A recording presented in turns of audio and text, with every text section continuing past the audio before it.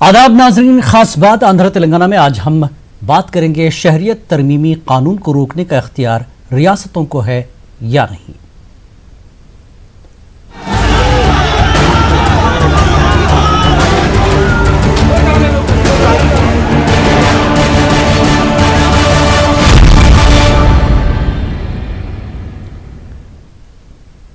मरकज की बीजेपी हुकूमत ने अक्सरियत की बुनियाद पर पार्लियामेंट के दोनों ऐवानों में शहरियत तरमीमी बिल को पास करा लिया और सदर जमहूरिया की दस्तखत के बाद अब ये कानून बन गया है।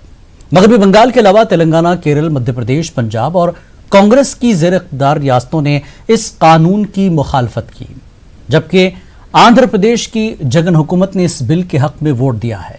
मुखालफत करने वाली रियासतों के वज़राए आला ने अपनी रियासतों में इस कानून को लागू न करने का ऐलान किया है। सवाल यही है कि क्या इस कानून के नफाज को रोकने का इख्तियार रियासतों को हासिल है या सिर्फ वोट बैंक की सियासत करने के लिए इस तरह के बयानात दिए जा रहे हैं। मरकजी फहरिस्त के शेड्यूल 7 के मुताबिक दिफाई मामलात के अलावा उमूर खारजा, रेलवे, शहरियत व दीगर उमूर में रियासतों को मदाखलत के इख्तियारात हासिल नहीं हैं। टीआरएस ने लोकसभा और राज्यसभा में इस बिल की मुखालफत की, जबकि जगन मोहन रेड्डी की पार्टी के एमपीज ने इस बिल के हक में वोट दिया। मुस्लिम एमएलए से मुलाकात के दौरान वजीर आला जगन मोहन रेड्डी ने रियासत में इस कानून को लागू न करने की बात करते हैं। इस पूरे मामले पर बातचीत के लिए हमारे साथ कुछ खास मेहमान जुड़ेंगे, जिसमें सीनियर एडवोकेट इफ्तिखार अहमद के अलावा कांग्रेस पार्टी के तर्जुमान शुजात अली और वाईएसआर कांग्रेस के एमएलए हफीज खान हमारे साथ मौजूद रहेंगे। तो ये कानून की शक्ल इख्तियार कर चुका है। तीनों मेहमान हमारे साथ आज जुड़ गए। समझने की कोशिश करेंगे कि जिस तरह से जिन रियासतों में ये ऐलान किया गया कि क्या इस कानून को नाफिज नहीं किया जाएगा, सवाल यह है कि मरकज के कानून को रियासतें रोक सकती हैं और नहीं रोक सकती हैं, तो फिर इस तरह की बयानबाजियों का क्या मतलब है।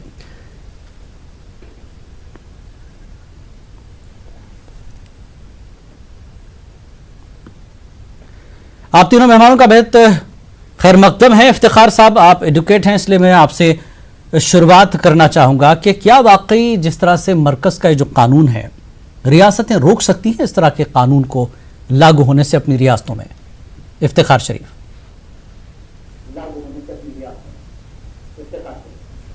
शहरियत का जो कानून है वो जो है सिटीजनशिप एक्ट 1955 के अंदर जो है रिसेंटली जो तरमीम की गई है पार्लियामेंट के दोनों ऐवानों में, ये बिल पास हुआ। उसके बाद जो है सदर जमहूरिया की मंजूरी के बाद 12 दिसंबर को ये एक्ट भी बन गया शरीयत। तो ये जो है ये मरकज के अंदर में है शहरियत देना, क्योंकि जब किसी को हिंदुस्तानी शहरियत देना है तो ये मरकजी हुकूमत का काम है कि उसको शहरियत दे। स्टेट गवर्नमेंट किसी को शहरियत नहीं देती जी। तो मगर ये जब से बिल या पार्लियामेंट में पेश किया गया दोनों ऐवानों में, बड़े शदीद पैमाने पर जो है सारे हिंदुस्तान के अंदर इसकी मुखालिफत हुई, अभी भी जारी है और बहुत सारी जगह ये तशद्दुद का भी रुख इख्तियार कर रहा है जी। तो ये बात जो है रियासतों के अंदर जब वहाँ के जो चीफ मिनिस्टर्स हैं वो ये कह रहे हैं कि भाई हम इसको यहाँ पर लागू नहीं करेंगे, तो मैं समझता हूँ कि ये कानूनी तौर पर तो खैर वो लोग इसको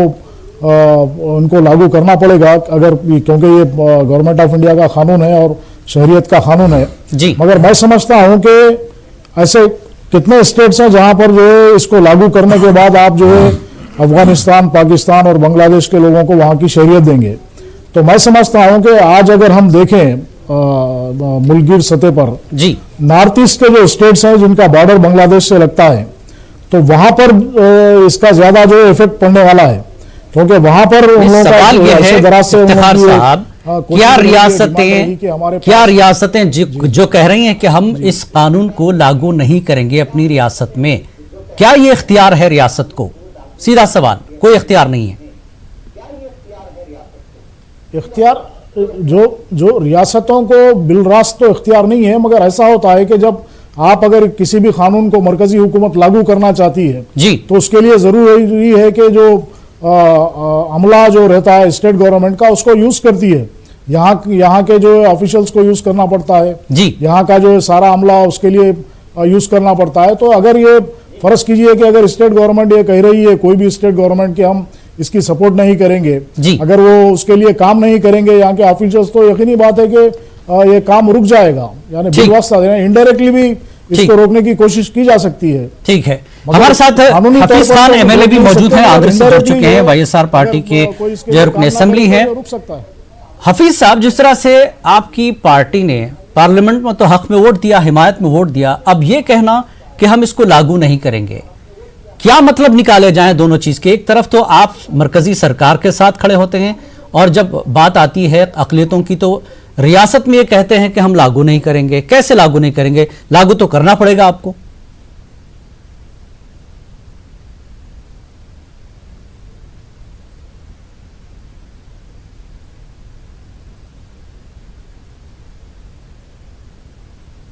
हफीज खान,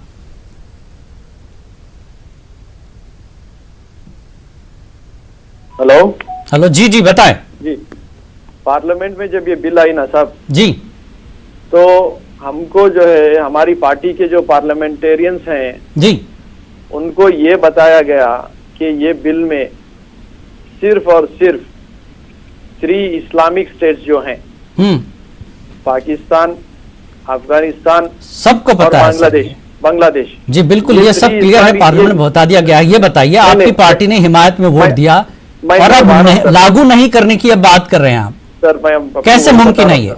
मैं आपको वही बता रहा हूँ सर, आप मेरे को सिर्फ 1 मिनट दीजिए, मैं आपका वक्त ज्यादा नहीं लूंगा। तो पाकिस्तान, अफगानिस्तान, बांग्लादेश में जो माइनॉरिटीज हैं उनको हक दिलाने के लिए, उनको सिटीजनशिप देने के लिए हम लोग ये बिल ला रहे हैं, क्योंकि वो ऑलरेडी इस्लामिक स्टेट्स हैं, वहां पर किसी मुसलमान के साथ खिलाफ जो है कुछ जुल्म नहीं हो सकता, इसलिए हम लोग उसको एक्सक्लूड करे हैं बोलकर इस तरीके से सेंट्रल गवर्नमेंट हमारे पार्लियामेंट के लोगों को बताई। ठीक, उसमें भी हम लोग ये बोले कि भाई मुसलमानों में भी फिर माइनॉरिटीज रह सकते हैं, आप उनको भी जो है मौका दीजिए।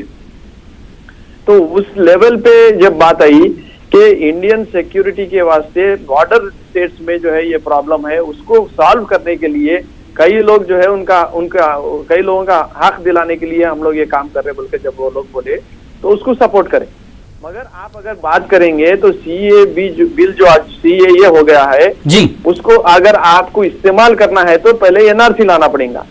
एनआरसी सिर्फ और सिर्फ असम स्टेट के लिए आया है, पूरे हिंदुस्तान के लिए नहीं आया है।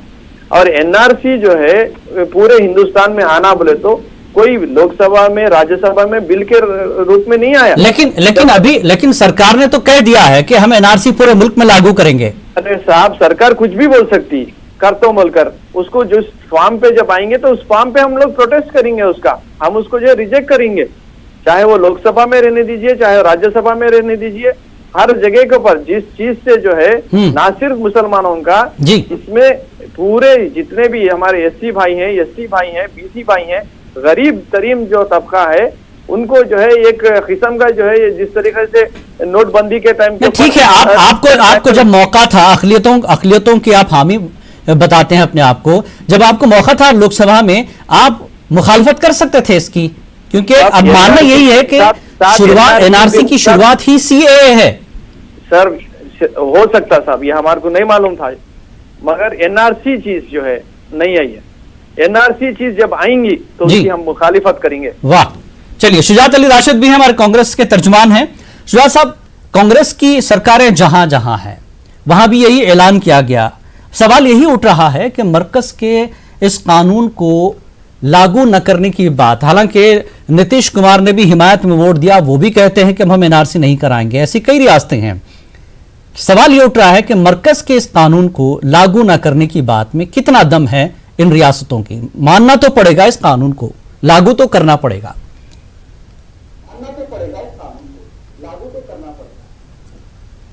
जिलानी, मैं इसका जवाब देने से पहले जी, अभी कुछ देर पहले मैं सुब्रमण्यम स्वामी का एक इंटरव्यू देख रहा था जी, तो उसमें उन्होंने बिल्कुल खुल्लम खुल्ला कहा कि भारतीय जनता पार्टी जो जीती है इलेक्शन 14 में, तो जज्बाती नारे लगाकर जीती कि 2 करोड़ जॉब लाएंगे, 15 लाख रुपए लाएंगे। उसके बाद फिर जो है हिंदुत्व का मुद्दा उन्होंने ले लिया।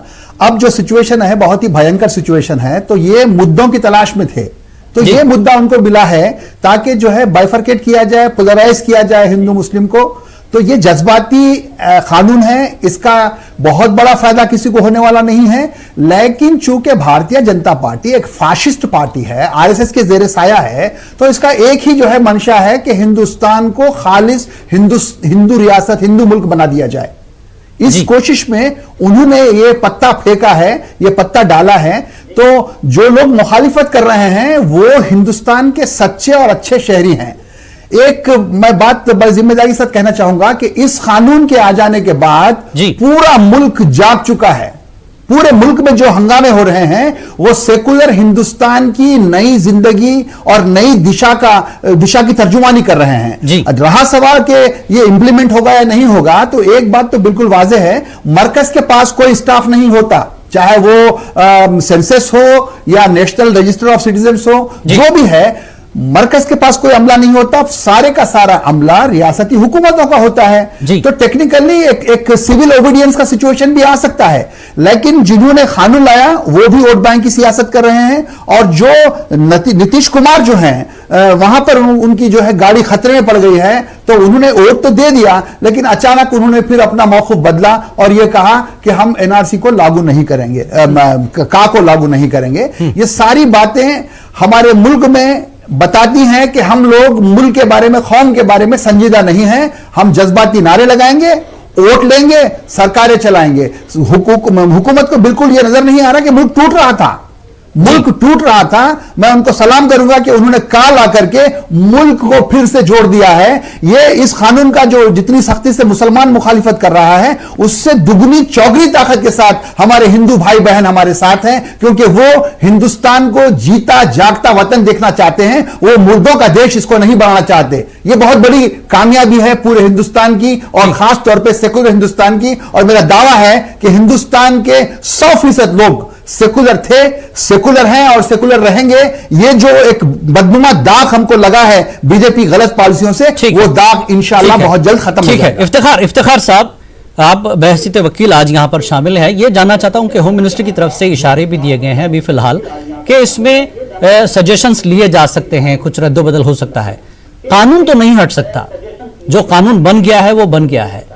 क्या यह मुमकिन है कि कानून ही रिमूव किया जाए, या फिर कोई तब्दीलियां या तरमीम हो सकती है इसमें?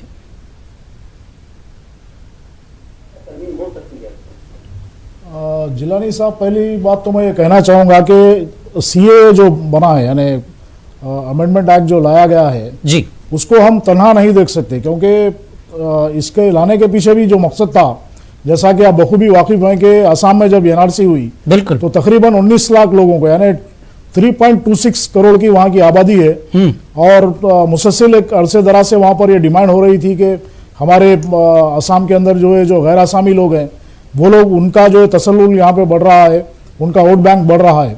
तो 1985 के अंदर एक जो है वहां पे असम अकॉर्ड हुआ था राजीव गांधी के पीरियड में जी। उसके बाद वहां पर जो एनआरसी लाई गई, जिसका अमल हाल ही में खत्म हुआ। ठीक। तो 19 लाख लोगों के अंदर आपने देखा कि तकरीबन 15 लाख जो है गैर मुस्लिम थे, जिनको डी वोटर्स के अंदर, डी सिटीजन की लिस्ट में शामिल किया गया जी। और बड़ी मुश्किल से 4 लाख के अंदर जो है मुसलमान थे। तो हुकूमत ने जब ये देखा, मरकजी हुकूमत ने, कि इसके अंदर तो ज्यादा गैर मुस्लिम है, यानी हिंदुओं की तादाद ज्यादा, हिंदू लोग ज्यादा हैं जी, तो किस तरह उनको प्रोटेक्ट किया जाए। तो प्रोटेक्ट करने के लिए ये सीए कानून लाया गया जी। तो ये कानून लाकर वो चाहते हैं कि ये 15 लाख लोगों को फिर से जो है सिटीजनशिप दें। मगर जैसा ही ये कानून आया, आपने देखा कि आसाम के अंदर शदीद पैमाने पर वहां पे गड़बड़ हुई और जो प्रोटेस्ट हुआ।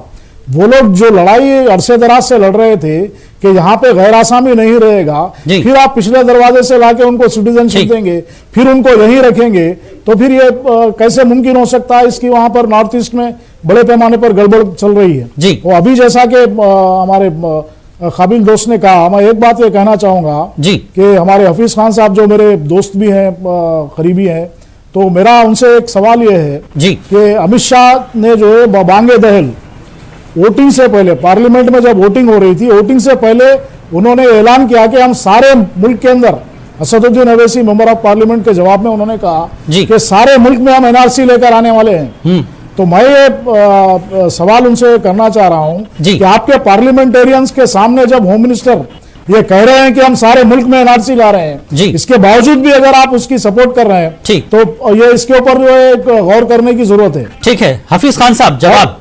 और एक बात मैं ये कहना चाहूंगा कि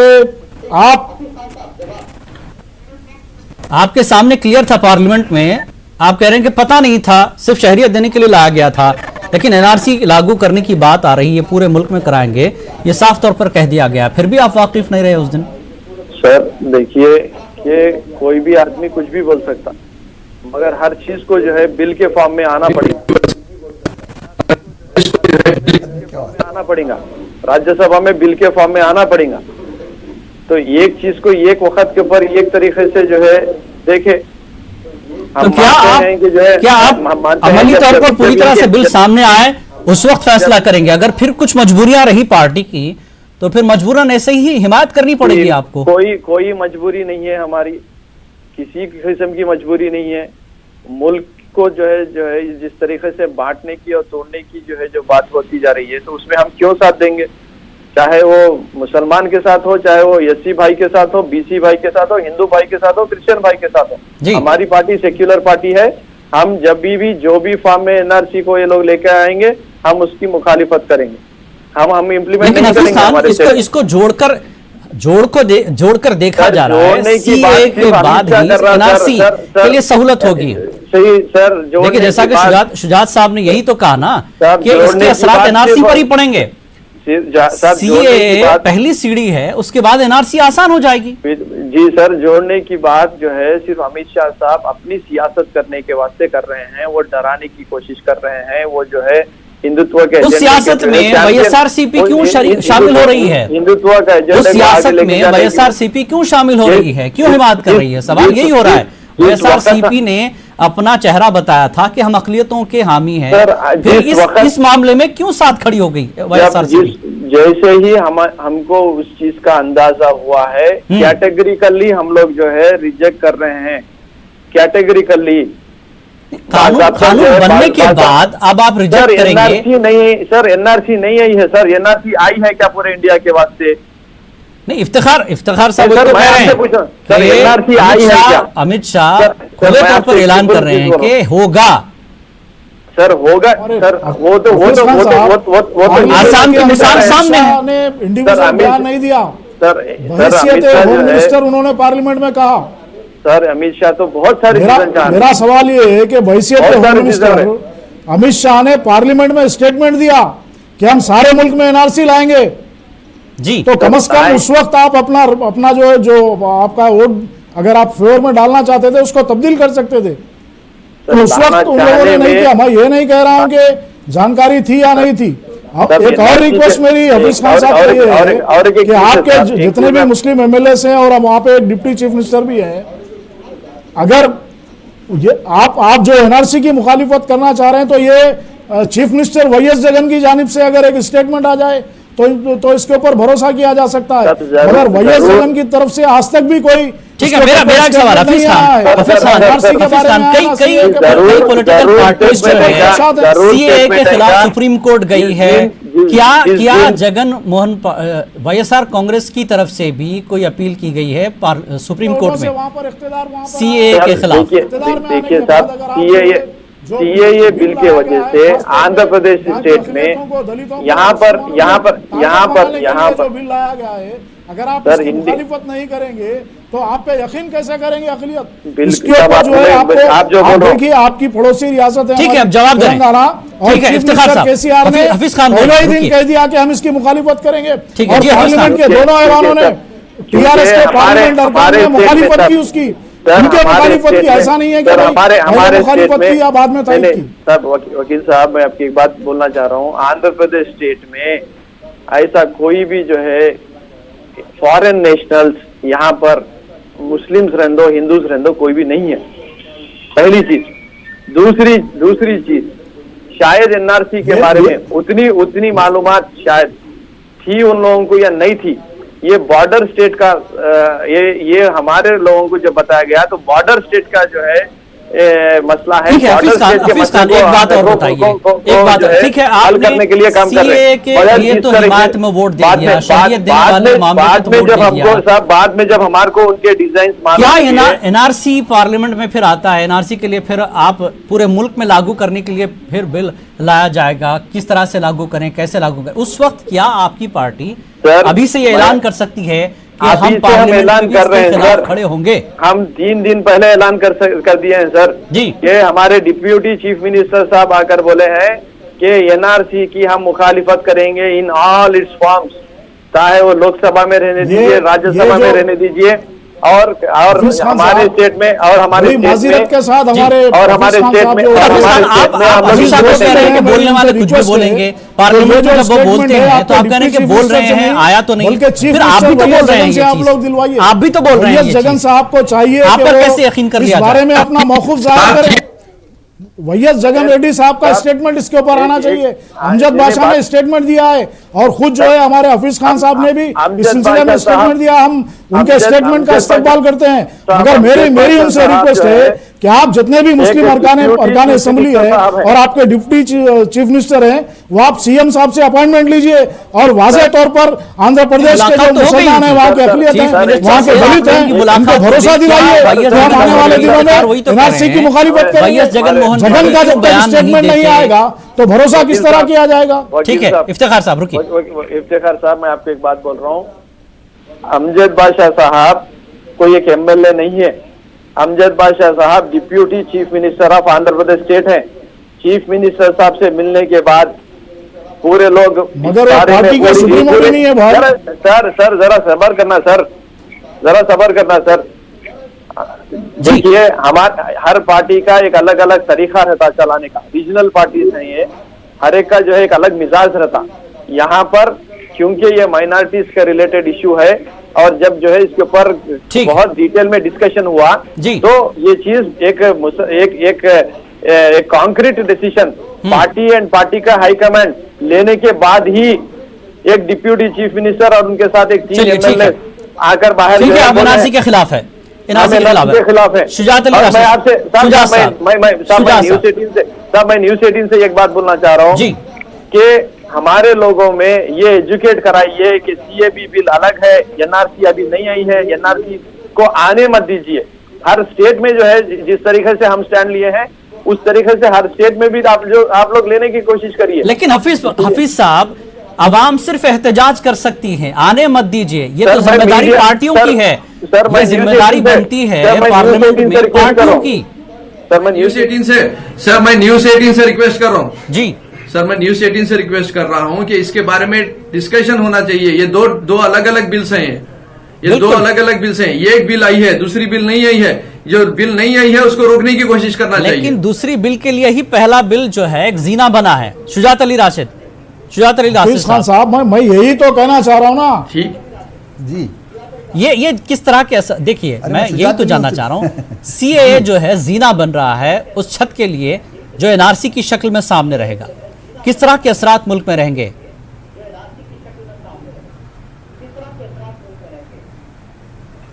देखिए, मैं हिंदू मुस्लिम जब कहता हूं तो मुझे शर्म आने लगती है, क्योंकि मैं ये समझता हूं कि ये मुल्क सारे जो है सारे फिरकों का है जी। लेकिन आपने इस नाजुक मसले को छेड़कर पूरे हिंदुस्तान को मुत्तहिद कर दिया है। अगर जामे इस्लामिया मिलिया में हड़ताल होती है, प्रोटेस्ट होता है, तो बड़ी खुशी होती है कि उनकी तायद में बनारस हिंदू यूनिवर्सिटी में प्रोटेस्ट होता है। तो ये कितनी बड़ी फतह है हमारी। एक संस्कृत के मुस्लिम लेक्चरर को आप बर्दाश्त नहीं करते, वहां पर majority of secular Hindu students ने जामे मिलिया इस्लामिया की तायद करके ये बता दिया है कि हम छिछोरी किस्म की सियासत में मुलविस नहीं होंगे, और ये जो कानून बना है, ये कानून एक्चुअली हिंदुत्व के एजेंडे के तौर पर सामने आया है। भाई, आपके पास अगर आप कहेंगे कि भाई मुसलमान जो है माइनॉरिटी में नहीं है, तो क्या बर्मा में जो लोग आए हैं पनाह गजीन वो माइनॉरिटी नहीं है बर्मा के? वहां पे ईसाई लोग ज्यादा हैं, तो उनको क्यों मारपीट के भगा दिया गया? हिंदुस्तान ही नहीं बल्कि दुनिया के कोने कोने में ये फैल गए हैं। अमेरिका ने उनको कबूल कर लिया, कनाडा ने उनको कबूल कर लिया, तो आप उस मुल्क की माइनॉरिटी को कबूल नहीं करके क्या मैसेज देना चाहते हैं? हम सबको कबूल करेंगे, मुसलमानों को कबूल नहीं करेंगे। अरे जनाब, मुसलमान जो है इस मिट्टी से जुड़ा हुआ है, और मुसलमान जुड़ा हुआ है इसीलिए हिंदू भाई हमारे साथ आए हैं। वो ये कहते हैं कि जख्मों के शहर में दर्द रसी हल्की सी कसक पर होती है, जंजीर किसी भी दर की हिले दस्तक मेरे दिल पे होती है। हिंदुस्तान के सारे हिंदू भाइयों ने, मुस्लिम भाइयों ने, ईसाइयों ने, सिखों ने ये कहा कि ये मुल्क बचेगा तो हम बचेंगे। तो हमें मुल्क बचाने की जरूरत है। कानून बनते हैं, बिगड़ते हैं, लेकिन मुल्क बनता और बिगड़ता नहीं है। मुल्क जब बन जाता है तो वो कयामत तक सुप्रीम कोर्ट पर अब सबकी निगाहें हैं।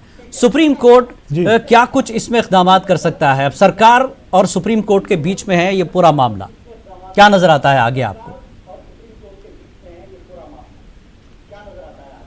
सुप्रीम कोर्ट में जो अर्जियां दाखिल की गई उसके बाद जो है सुप्रीम कोर्ट ने मरकजी हुकूमत को नोटिस दिया है। पहले तो स्टे के लिए गए थे मगर स्टे नहीं दिया सुप्रीम कोर्ट ने जी। और जो है इस सिलसिले में जो कॉन्स्टिट्यूशन अमेंडमेंट एक्ट जो सीए लाया गया है जी, उसके ऊपर जो है एफिडेविट दाखिल करने के लिए मरकजी हुकूमत को जो नोटिस जारी की गई है जी। तो जब नोटिस का जवाब मरकजी हुकूमत देगी तो उसके बाद जो है फिर आर्गूमेंट होगा, उसके बाद कोई फैसला आएगा जी। तो हमें उम्मीद है कि सुप्रीम कोर्ट भी इसके अंदर इंटरफेयर होगा। मगर मैं ये कहना चाहता हूं कि जैसा कि अभी इफ्तिखार साहब, हफीज खान साहब ने सुप्रीम कहा कोर्ट को जब लगता है आर्गुमेंट CAA के बाद को कि कभी भी यहाँ तनख्वाह मत देगी आप। जो है गुंजाइश है इसको किया जा सकता है, तो क्या साबिक की अगर हम बात करें तो क्या ऐसे इम्कानात है कि सुप्रीम कोर्ट कुछ गाइडलाइंस दे या तजवीज़ दे, उससे फिर सरकार को मानना पड़ेगा? सुप्रीम कोर्ट अगर कोई गाइडलाइंस देता है तो मरकजी हुकूमत के लिए जरूरी है कि उसको मानना पड़ेगा। तो हमें उम्मीद है कि सुप्रीम कोर्ट जो है इसके ऊपर जो है मुसब्बित फैसला करेगा ठीक। और इसकी जो लीगल जो सैंक्टिटी है और जो है ये क्या वाकई जो है दस्तूर के मुताबिक है या नहीं है, इसके ऊपर सुप्रीम कोर्ट का बनाने की तैयारी कई जगहों पर बन चुके हैं। क्या वाईएस जगन पहली मुखालफत के तौर पर डिटेंशन सेंटर तामीर नहीं करेंगे? सब डिटेंशन सेंटर की बात कब आती सब, जब हम लोग जो है एनआरसी के बारे में अगर हम उनको जो है मदद करने की अगर बात सोचे तो आती। सब हमारे पास जो है जब उनका डिजाइन समझ में आ गया है, हम पूरे फॉर्म्स में जो है उसको रिजेक्ट कर रहे हैं सर। हम पूरे फॉर्म्स में जो है उसको रिजेक्ट कर रहे हैं सर। हम क्यों जो है डिटेंशन सेंटर्स को एक्सेप्ट करेंगे? क्यों डिटेंशन सेंटर्स को जो है बनाने की बात करेंगे? नहीं, इसलिए कि मगरबी बंगाल में भी जो है जब अगर वो लोग जब भी लोकसभा में जगह तलाशी जा रही है। ममता बनर्जी भी कह रही है कि हम मुखालिफ हैं, इसको लागू नहीं करेंगे, लेकिन बन रही है। कर्नाटक में बन चुका है, तो मसला यही है, लागू नहीं करेंगे लेकिन बनाएंगे, बनता है। बहरहाल आप तीनों मेहमानों का बेहद शुक्रिया इस पूरे मुद्दे पर बात करने के लिए। अब सबकी निगाहें सुप्रीम कोर्ट पर लगी है कि सुप्रीम कोर्ट इस मामले में क्या मुदाखलत करता है और जो अर्जी